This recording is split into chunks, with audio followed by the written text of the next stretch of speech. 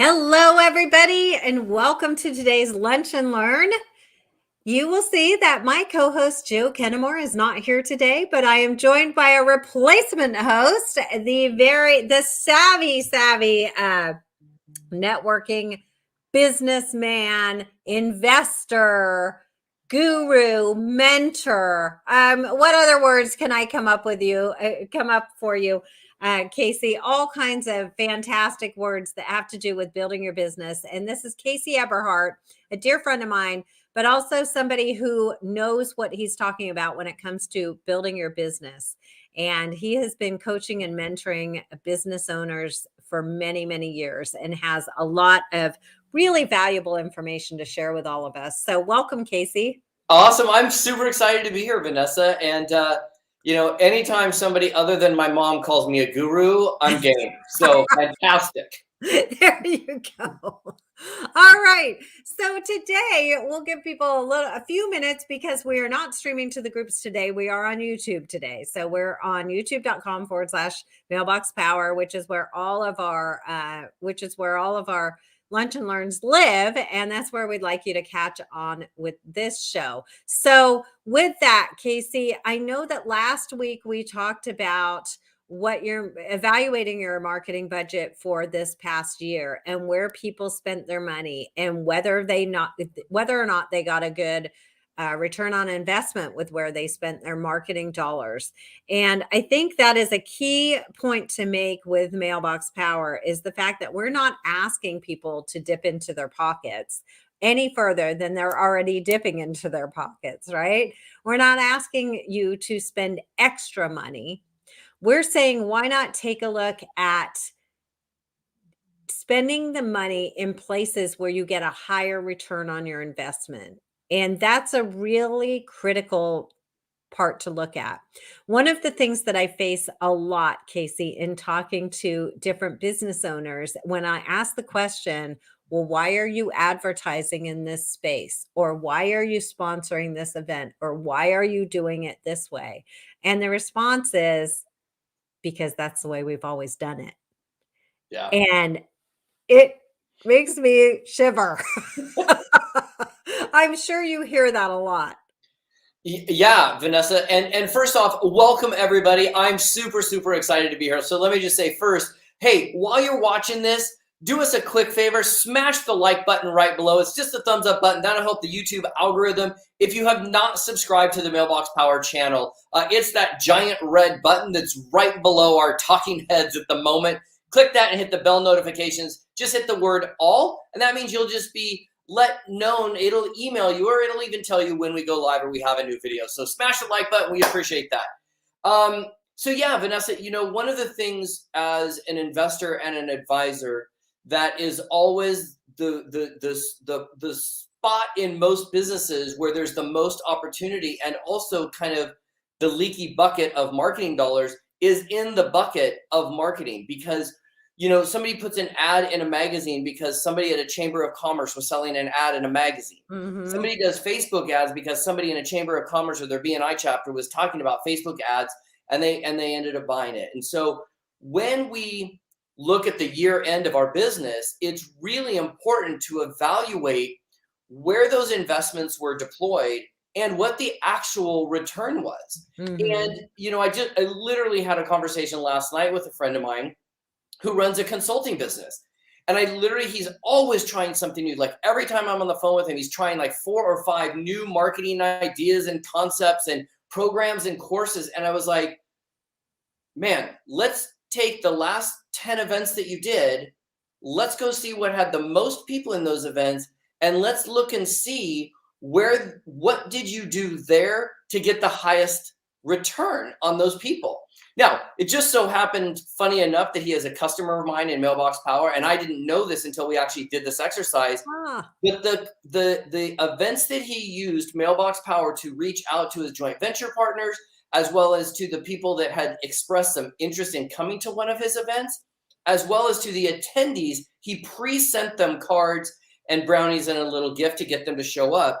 Mm-hmm. When it was all said and done, all of the stuff he was doing, nothing gave him a better return in terms of number of people at his event than what we had in Mailbox Power. And so we literally made the decision last night to double down on what works. And I think that's one of the critical components a lot of businesses miss, is that we don't take a look at what we've invested over a year, what's actually worked, double down on that, and then try one, maybe two new things, right? Yes, absolutely.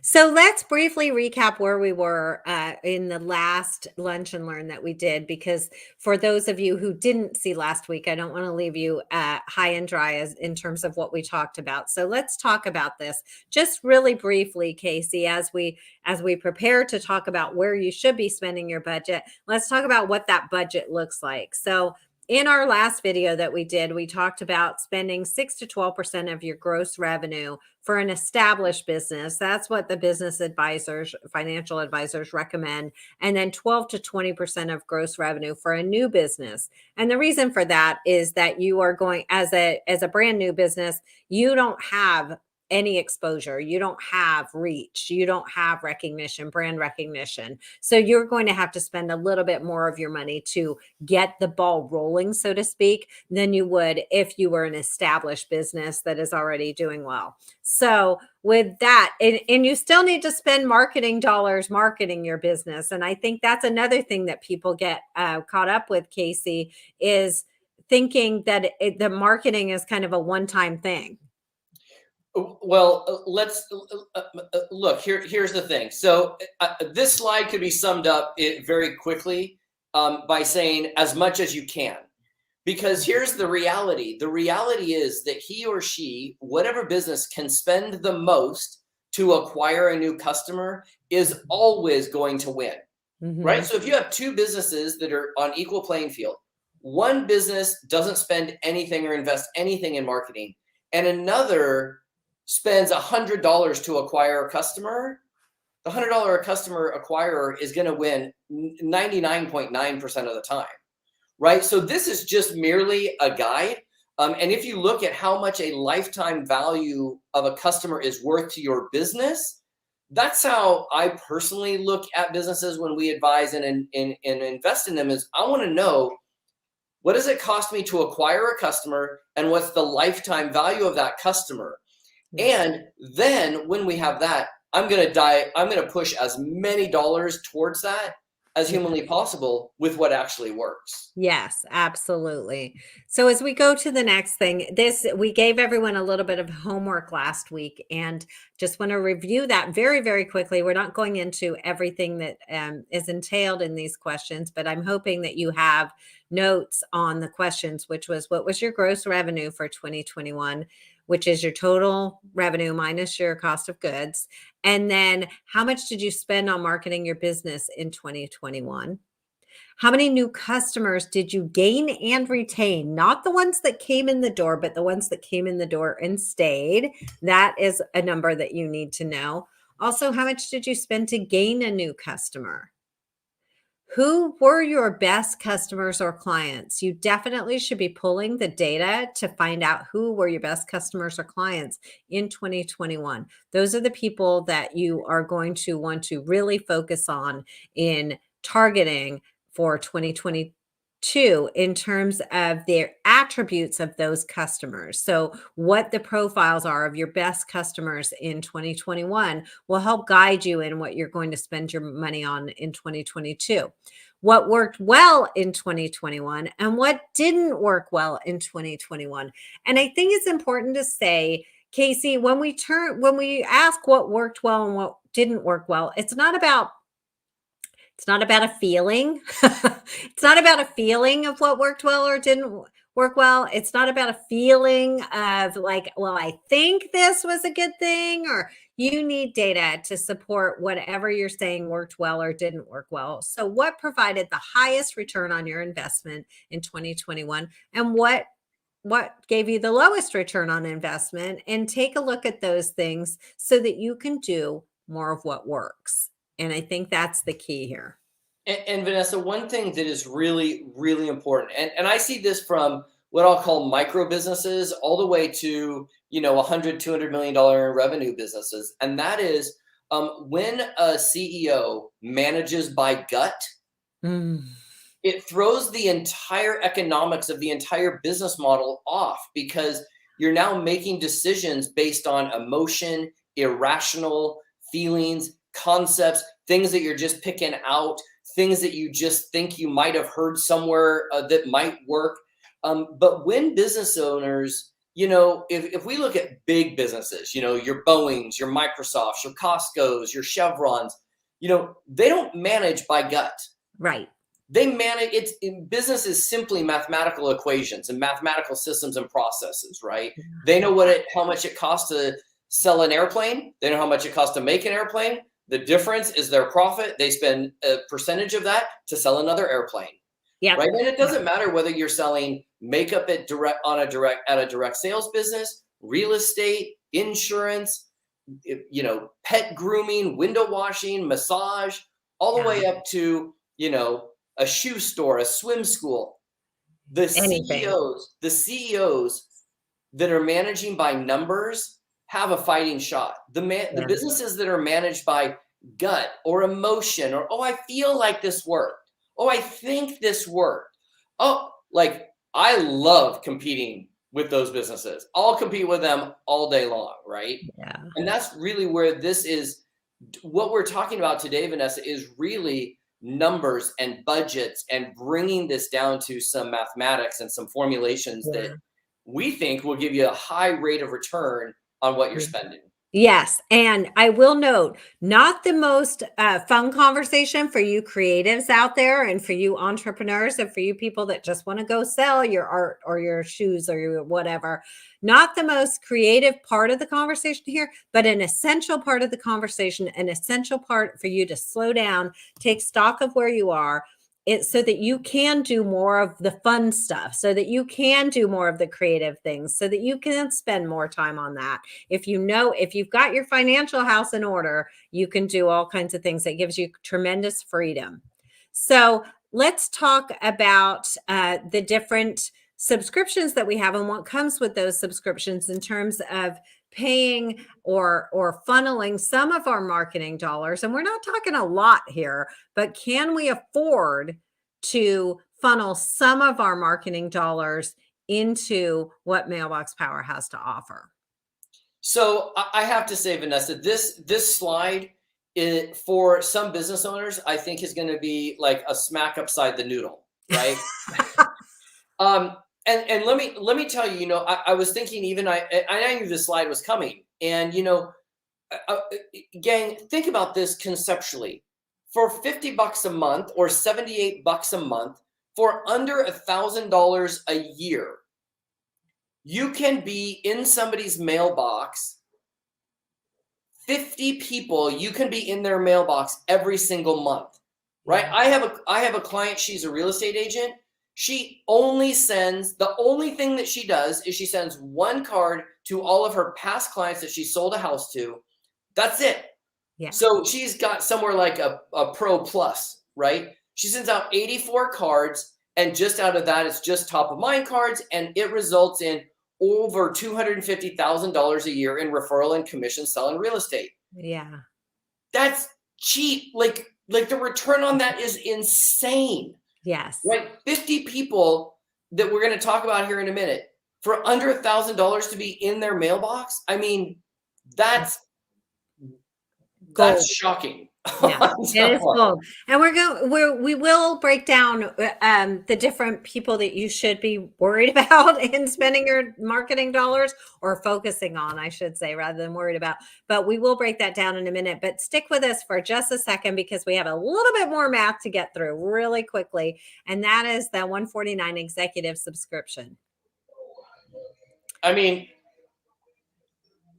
in case you're curious, I've got a rap mobile driving by that's playing some loud music for us. They're just doing a commercial interlude for just 5 or so seconds, in case you wanted to know what's happening in the rap scene.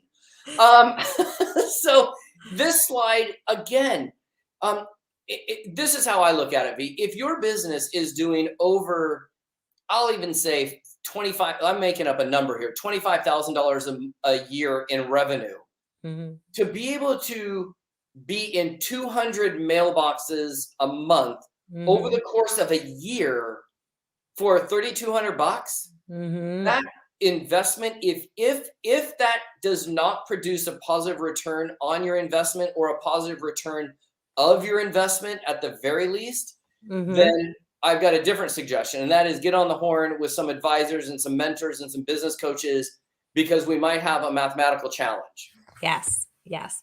I mean, So if you're generating anywhere, I mean, this is not the budget that we're talking about here, because you're paying for a 149 executive subscription, which gives you 200 free 5x7 cards every 30 days. You only pay for postage on sending those cards out. So we've done the math for you here. That's $265 a month to keep in touch with 200 people every single month. Now, think about that. Well, you're sitting there going, well, I have more than 200 people to keep in touch with. Okay. Let's say you've got 400, 600, 800, 1,000 people. How often are you keeping in touch with those people right now? Is my number one question. And even if you rotate this and send something to these 200 on month 1 and then again on month 4 or 5, isn't that better than what you're doing right now? So you could spread this out, obviously, or you use your 200 free cards and then you buy the other ones, which are super inexpensive anyway. So for a very high quality card. So you can keep in touch with more than 200 people. We're just doing the math on, like, if you only had this kind of budget, which this budget, by the way, if you're doing 20, if you're sitting there in the, I'm spending 20% of my marketing dollars, that means you're generating less than 16,000 a year to be able to cover this budget. Okay. Did you hear me? If your business is generating over $16,000 a year, this is what you ought to be doing at a minimum. And I will say this, we didn't even include a kicker in this.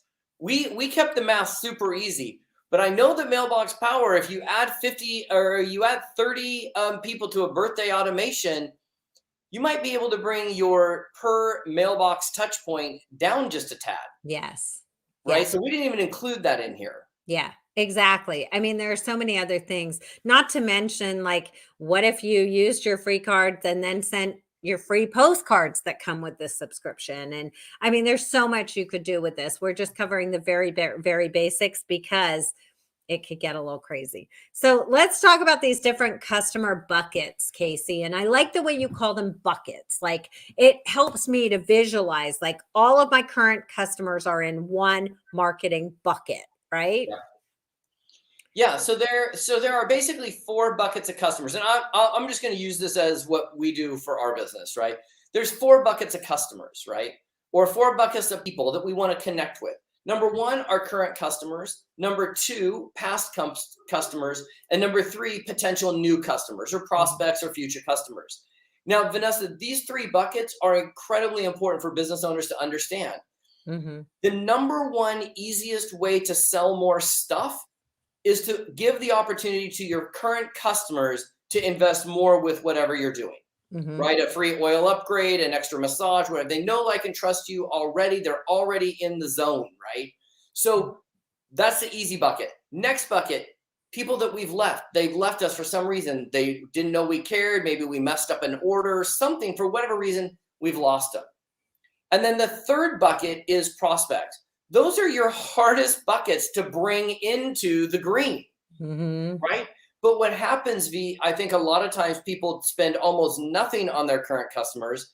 They certainly don't spend more than smidgens on their last customers, and they put all of their marketing budget in future customers. We change that percentage around, where a big chunk of the budget goes towards current and lost customers. Yep. And then we've got this yellow bucket over here of sphere of influence. And I like to call it the top 100, but you can call it whatever you want. It's the folks that you may or may not do business with in the future, but you want to make sure that they know, like, trust, and remember you. Yeah. So if you've got CEOs of other businesses, or people with big, large networks, or people that have sent you large sums of referrals that may not be a current customer, you can create that sphere of influence, and that's just a click of a button. I mean, one of those cards over time could bring you and change the entire game of your business. So if you can get these 4 buckets kind of down pat, you're light years ahead of a lot of businesses for sure. So making a list of all the people and which bucket they fit into is step 1 in this. So with your current customers, there are several things that you want to do to be able to reach out to them in appreciation, saying, hey, how much their business means to you. You know, Casey, we probably haven't talked about this in a while, but the number one reason that people leave businesses is perceived apathy, like people don't really care whether I do business with them or not, right? Perceived indifference. Yep. And that is the number one reason that people leave businesses. If you find out that you are valued by a business, you are far more likely to patronize that business, right? Think about the businesses that you currently do business with. I am far more likely to go to a restaurant where I'm appreciated and even greeted by name, and that happens. There are several things several places and several people I do business with simply because I like them and I feel like they like me too. So It is, Vanessa. This is this. If people can take away this, it's so important. Number one reason people leave. Number one, not number 1.5, not number 2, not number 7. Perceived indifference. They don't know that you care. You might care. You might post on Facebook that you care. You might do something to say you care. You might tell your friends how much you care about their business. But if the customer doesn't feel it, that's why the word perceived is in there. yes. You may actually care, but if they don't know you care, it's sort of the same thing as you're not caring in their eyes anyways. Yeah, bingo. Another thing is recognition for what they are doing with your business and even recognition outside of your business. So, let's say your customer has a great milestone in their life. They just did something and they posted about it on social media. Grabbing that picture they shared or that personal accomplishment, perhaps they just ran a marathon or something like that. Having you recognize their personal accomplishments it is massive in terms of making that customer sticky and loyal to you. And Vanessa, this is also something that can be done really easy. Let's say you've got a customer base. It's really easy to take a win of one of your customers, put that in a card, and send it to all your customers. Yeah. The Yes. perception is they're paying attention, they're listening, and now they're recognizing this person over here, or this person over here, or this customer of the month here, or this person had an anniversary here, or this customer of ours just ran a marathon, or this customer of ours just got put on the front of a magazine. Yeah. What it does is in the eyes and the ears of the rest of the customers, they're like, wow, they really have their stuff together in this stuff. Yeah. The other one is birthday, half birthday. And if Joe was here, he'd jump on his soapbox about how important it is to celebrate birthdays and half birthdays. I'm telling you, I cannot tell you how many times I have heard from people, yours was the only card I got, or nobody sends me cards anymore. They all wish me a happy birthday on Facebook or on social media, and they're not card senders. And so celebrating people's birthday and half birthday with an actual physical card is massive. And if you take nothing else out of this, do that. If you do nothing else, create a birthday club for your customers and make sure that you get them into a birthday automation. It's easy. You can set it up to automatically go out. You don't have to remember people's birthdays. Don't sit there and think, well, there's no way I can sit and spend my month sending out birthday cards. You don't have to do that. You set it up once. You set it up, which is easy, and then it automatically goes out. And the same thing with all of our automations. It's a one-time setup and then you're set. So you don't have to spend a lot of time on this. We're all about saving you time and allowing you to make more money by utilizing these glue dots, I'll say, these things to make your customers stickier. The other thing, you want to recognize their business anniversary, and you also want to be able to send them any special notifications, events that are happening, sales, open houses, anything that you think they might be interested in. Yeah, and oh, sorry, Vico. I was just gonna say we're like I'm watching the time and realizing we're on like the first bucket.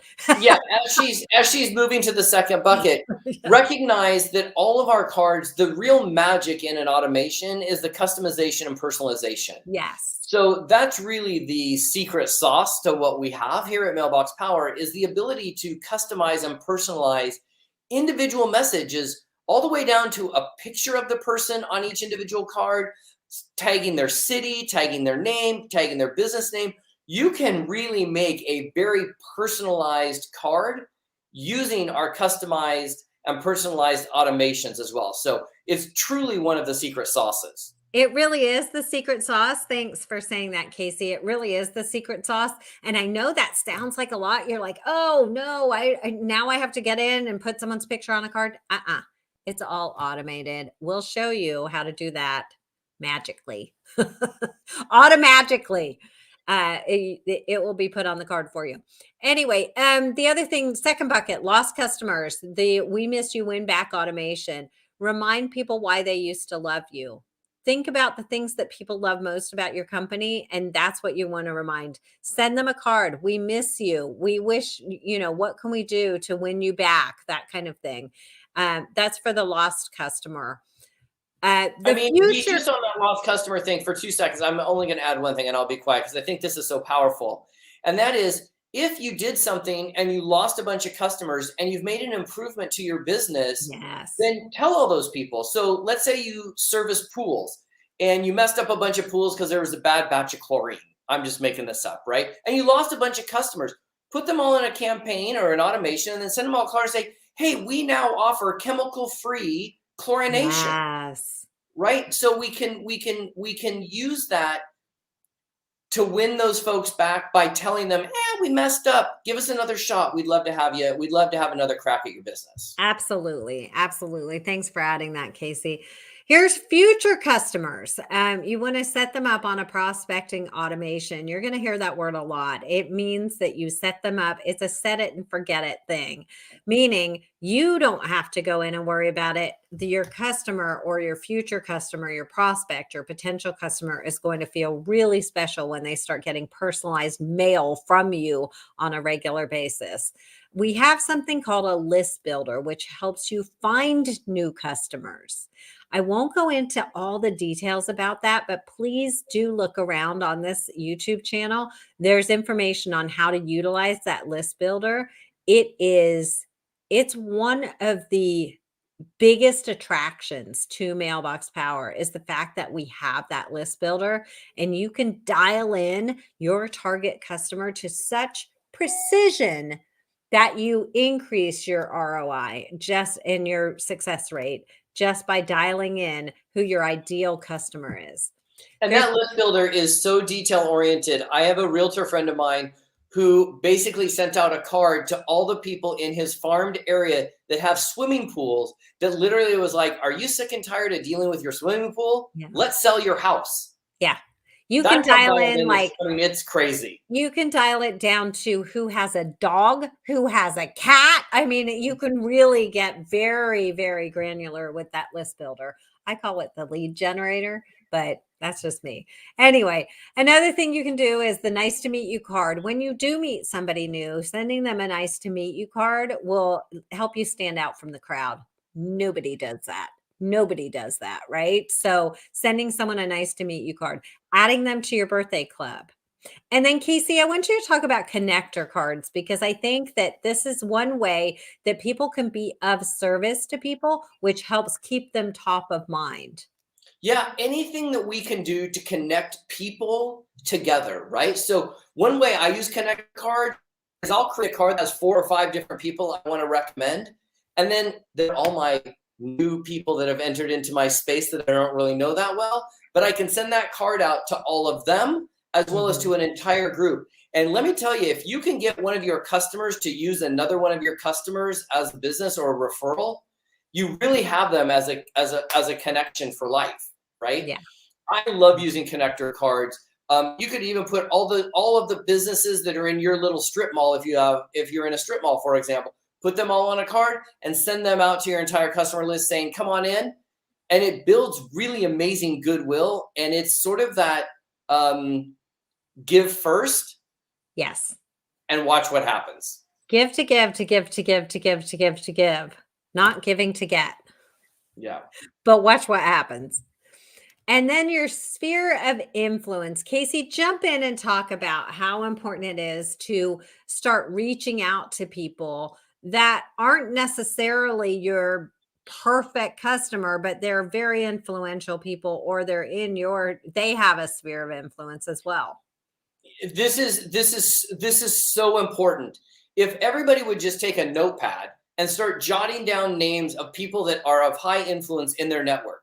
Maybe it's the executive director of the Chamber of Commerce, the local city councilman that you know, the head of the Firemen's Association that you know. You get them into a bucket. And I'm just going to use my strategy because it's what I'm in the habit of doing. If they're in there, I get them a card or a card and gift every month. And I also do one additional outreach, whether that's text or a Facebook message or a LinkedIn message or something, because these are the folks that have the ability to swing a big door open for your business if they think of you when that happens. Yes. Yes. Right? Yes.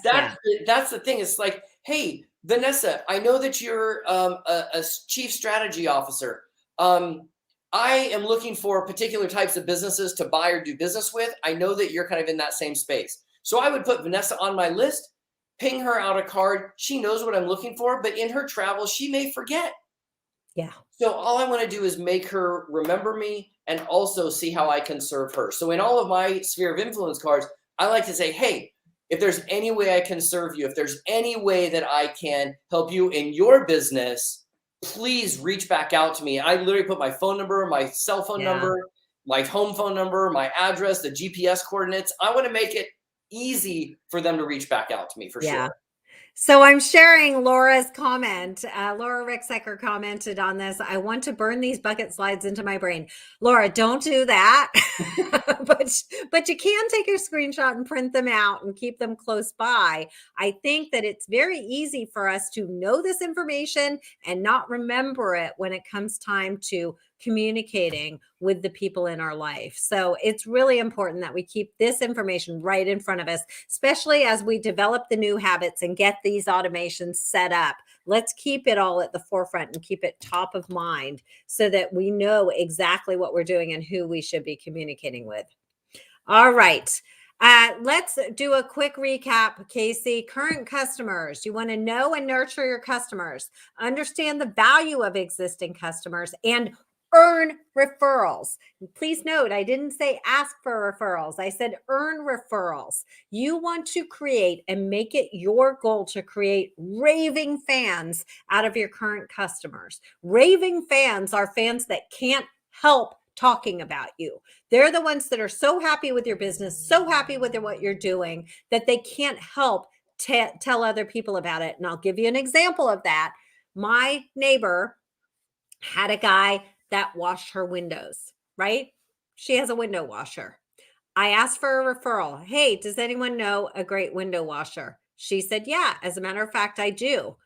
I started using him to wash my windows. He also, I said, hey, while you're up there on the ladder, can you put up Christmas lights? And he said, well, yeah, I can. And we negotiated a price and he washed my windows and put up my Christmas lights. My neighbor up the street, Tim, was walking around. He said, hey, who do you have putting up your Christmas lights? I said, my window washer. He spent the next weekend at Tim's house putting up his lights and washing his windows. While that was happening, this is a true story, guys. This just happened. While that was happening, our neighbor from down the street, Barbara, walks by. Hey, who'd you get to hang your lights? So now this guy is doing washing windows and putting up lights for 1, 2, 3, 5, a total of 5 homes in this neighborhood in the past 2 weeks. That's the power of earning referrals. Now let's take this one step further, and I know we're over time, but this is so important. Let's say what's the window washer's first name? Do we know? I don't even remember. Oh, Mark. Mark. Okay. So now Vanessa lives in a cul-de-sac neighborhood area, right? Yeah. What Mark could do is take those 5 current customers, take pictures of their house, and send a card to everybody in Vanessa's neighborhood that says, hey, everybody, I want to let you know that 4 of your neighbors have hired our company to come in and hang their Christmas lights and wash their windows. And I've got crews out there. If we make a mess or our crew is making a mess in your neighborhood, here's my personal cell phone number. I want you to call me directly so that I can make sure that our crews are keeping your neighborhood beautiful. Yeah. And oh, by the way, stop by and say hi. Yeah. And And that's by the way, asking for a referral without really saying anything. Do you guys get that? It's a powerful way that he could say, hey, I'm here to make your neighborhood beautiful. Yeah. Come on by and talk to us. That's an easy way to do it. Love it. And it's a team of people. It's Mark and Freddie, and they're amazing. And your house is spotless and nobody even knows they were here. I mean, it's amazing. Anyway, we got to move on. Future customers, know your target market personas. Who is your perfect customer? Figure that out. Know who it is. A big hint is going to be your most successful and best customers from last year. If you're trying to figure out who your perfect target market personas are, take a look at who is really actively using your business, your service, or your product this year. And that will help you dial that in. Emphasize the benefits of your business with people, not just the features, but the benefits to them. People, just remember with them, what's in it for me? That's the question you have to answer for people when you're doing any kind of advertising or correspondence. And then build relationships. Genuinely send them cards just to send them cards, not to advertise anything. There's a time and a place for everything. If you want to learn more about that, Gary Vaynerchuk, give, or jab, jab, jab, right hook. You can hear, I have that in give, ask. I do. I say the same thing. Give, ask. Give, ask. Right? That's it. Same concept. Yeah. All right. And then lost customers. Emphasize your value proposition. Admit mistakes. Like Casey said earlier, you messed up somebody's pool. Say, hey, we goofed up, but now we have systems in place that'll make sure that never happens again. In fact, we are far more trustworthy now because we learned the hard way not to mess up your pool. And then the other thing you can do with lost customers is sweeten the deal with a special offer. Hey, we miss you. We'd love you to come back. If you come back within the next 7 days, we'll do XYZ for you. If you purchase this product, we'll add in this. If you do this, we'll give you that. Anytime you can sweeten the deal with a special offer, you're going to increase your chances of that customer coming back. Sphere of influence. All right. Stay focused on your goals. What are you trying to accomplish by reaching out to this person on your list that Casey suggested that you make? What are you trying to accomplish? Do you want to tap into their network of people? Do you want to create a raving fan out of that person? Do you want that person to think of you when they're referring to other people? Then figure out what you can do to make that happen. Double down on what works. Casey, you mentioned this earlier, and this could apply to all of these buckets, but doubling down on what works. So many times people throw things out there and they don't really take the time to stop and look at what works and what doesn't work. And that's why we asked you to take a look at 2021. What worked, what didn't work, and do more of what works. And then celebrate and add value to people specifically when you're talking about your sphere of influence. If you can become a valuable resource for that person, no matter how great they are, no matter how many followers, no matter how many millions of people are watching their, TikToks or their Instagram or whatever, anytime you can add value to that person, you win their loyalty. It's so funny, Vanessa. Literally, just as we were talking, a name just popped into my head that I have not put on my list. And just by what you said, that's why these things are so valuable. I now have one more person to add to my list. He's a bigwig on TikTok. Ironically, that's why Awesome. His name just popped up. So fantastic. Awesome. So we're just a little bit over today, but I hope you found value in what we shared with you. Casey, thank you so much for joining us today. You always have such great information to share with people, great ideas, very thought-provoking, but solid information. So thank you very much. Do you have any last words? Yeah, well, thank you so much, V, for having me. Hey, you guys, don't forget, please smash the like button right below. It helps the YouTube algorithm. Just hit the thumbs up button. And then as soon as we're done here, you can actually hit the share button and share this to your Facebook page. Maybe share it to in a private message to 2 or 3 business owners that you think would get some value out of watching this. So, Vanessa, I'm so honored to fill Joe's big shoes for this week. I know it's a big set of shoes to fill, and I'm just honored and thrilled to be here. So I appreciate everything that you do for our entire Mailbox Power customer base, and you're awesome. Thank you. Thank you. Thank you. All right, folks, join us next week as we talk about updating your birthday and anniversary automations. We talked about automations a lot today. If you want to know more about that and how to start a birthday automation, if you don't already have a birthday club going, then definitely tune in next week. Again, thank you so much, Casey Eberhardt. You are awesome. And I look forward to chatting with all of you again next week. Take care. Ciao.